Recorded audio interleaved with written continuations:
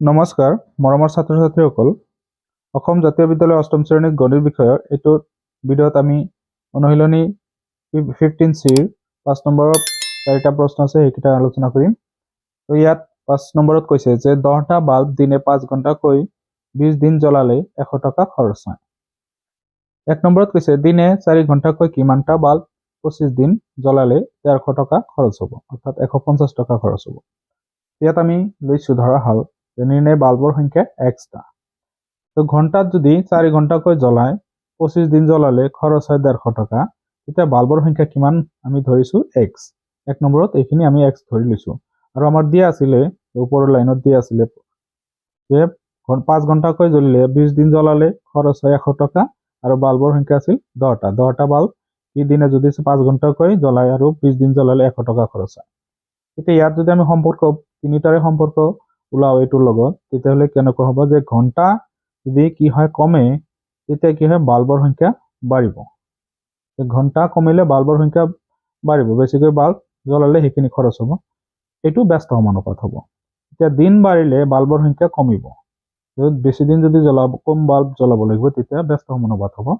এতিয়া খৰচ বাঢ়িলে বাল্বৰ সংখ্যা বাঢ়িব, এইটো এটা প্ৰত্যক্ষ সমানুপাত। যেতিয়া খৰচ বাঢ়িব বাল্বৰ সংখ্যা বেছিকৈ জ্বলিব, অৰ্থাৎ তেতিয়া এইকেইটা যদি আমি সমাধান কৰো এতিয়া প্ৰথমটো আছিল ব্যস্ত সমানুপাত, গতিকে উল্টি যাব এইটো 5/4 ইনটু তাৰ পিছৰটো আছিলে কি দিনৰ লগত সম্পৰ্ক দিনটো, এটা এইটো ব্যস্ত সমানুপাতত আছিলে গতিকে 20/25 হ'ব, এইটো উল্টি যাব ইনটু তাৰ পিছৰটো আছিলে প্ৰত্যক্ষ সমানুপাত, গতিকে এইটো এনেকৈ থাকিব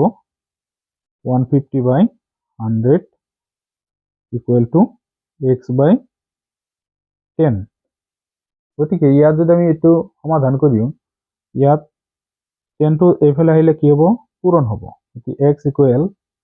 আমি লিখিম 5/4 ইনটু 20/25 ইনটু 150 ডিভাইডেড বাই 100 ইনটু 10। তাৰপিছত x ইকুৱেল ইয়াত আমি 0 কেনসেল কৰি দিলো,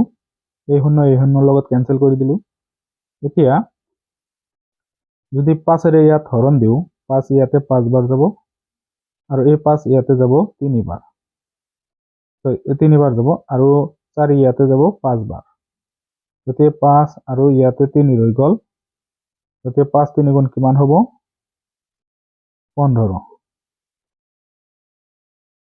therefore নির্ণয় বাল্বৰ সংখ্যা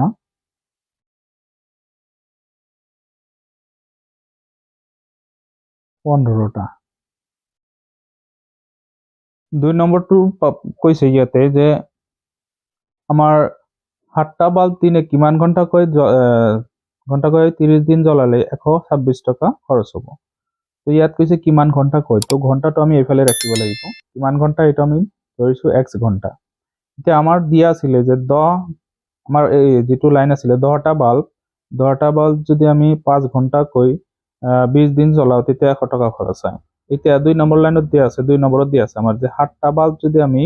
দিনে কিমান ঘণ্টাকৈ x ঘণ্টাকৈ জ্বলালে 30 দিন জ্বলালে 126 টকা খৰচ হয়। তেতিয়াহ'লে আমি এইটোৰ লগত সম্পৰ্ক উলিয়াও যে বাল্বৰ সংখ্যা যদি আমি কি কৰো বঢ়াও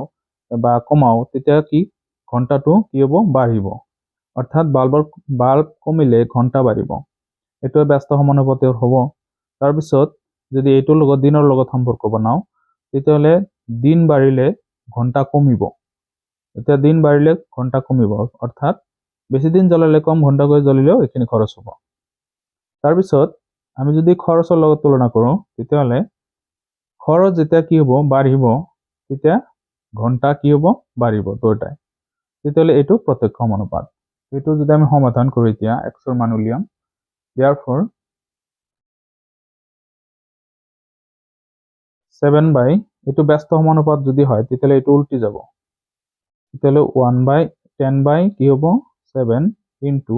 তাৰপিছতটো ব্যস্ত সমানুপাত, তেতিয়াহ'লে দিনৰ লগত যেটো সম্পৰ্ক এইটো ব্যস্ত সমানুপাত, গতিকে 20/30 হ'ব উল্টি। তাৰপিছতটো কি আছিলে প্ৰত্যক্ষ সমানুপাত, গতিকে এইটো তেনেকুৱাই থাকিব। 100 equal to x by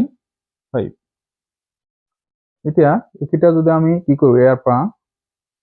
5 টো এইফালে দিও তেতিয়া কি হ'ব পূৰণ হ'ব তো x is equal to আমি লিখিম 10 by 7 20 by 30 126 by 100 into 5 ইয়াত কি হ'ব 0 0 cancel তাৰপিছত ইয়াৰ লগত 0 এইটো cancel তো 5 ইয়াতে হৰণ যায় দুবাৰ এই 2 আৰু এই 2 cancel কৰি দিলো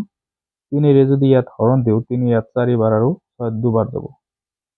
গতিকে ইয়াত আমি কি পালো x is equal to 42 divided by 7 ৰৈ গল তো ইয়াত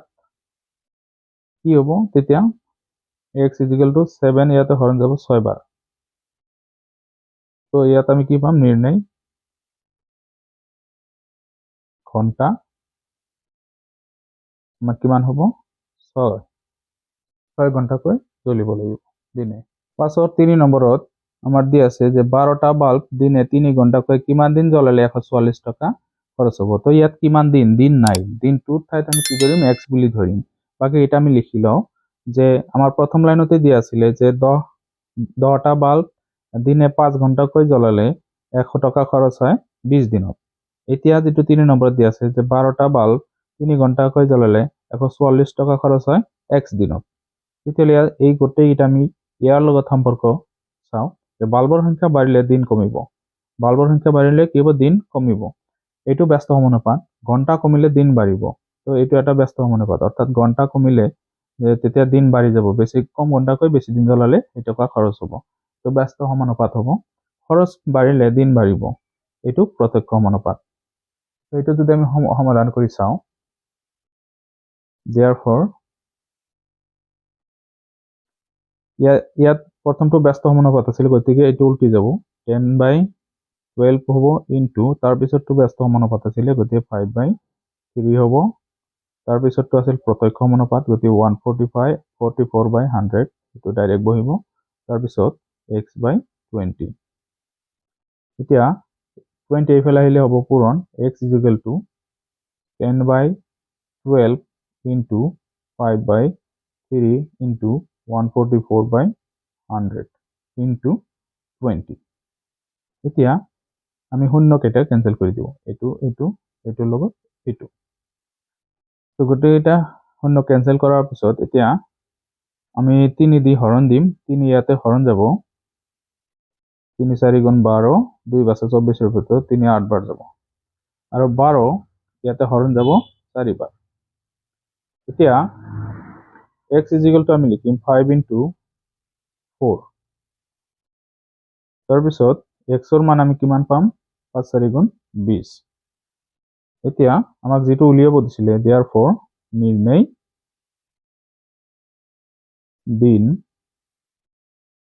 20 অৰ্থাৎ 20 দিনত সেইখিনি টকা খৰচ হয় যে 12টা বাল্ব 3 ঘন্টাকৈ 144 টকা 3 ঘন্টাকৈ জ্বলালে 20 দিনত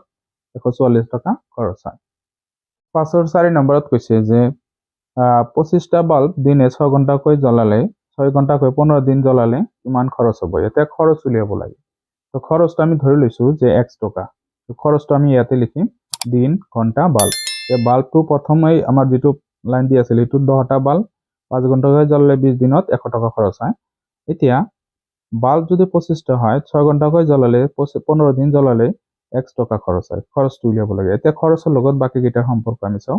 যে বাল্ব যদি কি হয় বাঢ়ে তেতিয়া কি হ'ব খৰচও বাঢ়িব গতিকে এটো প্ৰত্যক্ষ সমানুপাত এতিয়া ঘন্টা যদি কি হয় ঘন্টা যদি বাঢ়ে তেতিয়া কি হ'ব খৰচ বাঢ়িব তো এটো প্ৰত্যক্ষ সমানুপাত তাৰ পিছতটো আমি যদি চাও দিন বাঢ়িলে কি হ'ব খৰচ বাঢ়িব এতিয়া দিন কমিলে খৰচ কমিব বাঢ়িলে বাঢ়িব কমিলে কমিব তো গোটেইটা কি হয় প্ৰত্যক্ষ সমানুপাত গতিকে এইটো আমি যদি সমাধান কৰো therefore 25 by 10 এইটো উল্টি না যায় এতিয়া সব এটা প্রত্যক্ষ সমানুপাত আছে যে 6 by 5 into 15 by 20 equal to x by 100 therefore x equal 25 divided by 100 sorry 10 6 by 5 into 15 by 20 into 100। তো এতিয়া আমি কি কৰিম 5ৰে ইয়াক হৰণ কৰিলে 20 বাৰ যাব এই 20 আৰু এই 20 কেনসেল হল এতিয়া 5ৰে যদি ইয়াতে কাটো দুবাৰ যাব আৰু ইয়াতে 3 বাৰ 2 6ৰ ভিতৰত যাব 3 বাৰ এতিয়া x = 25 into 3 into 3 যদি আমি এটা পূরণ করু x = 25 into 6 9 3 3 গুণ 9 তো 9 যদি আমি 25 পূরণ করুন 5 9 গুণ 45 5 হাতত 4 9 2 18 আৰু 4 22 225 তো ইয়াত আমাৰ খৰচ কিমান হল নিৰ্ণয় খৰচ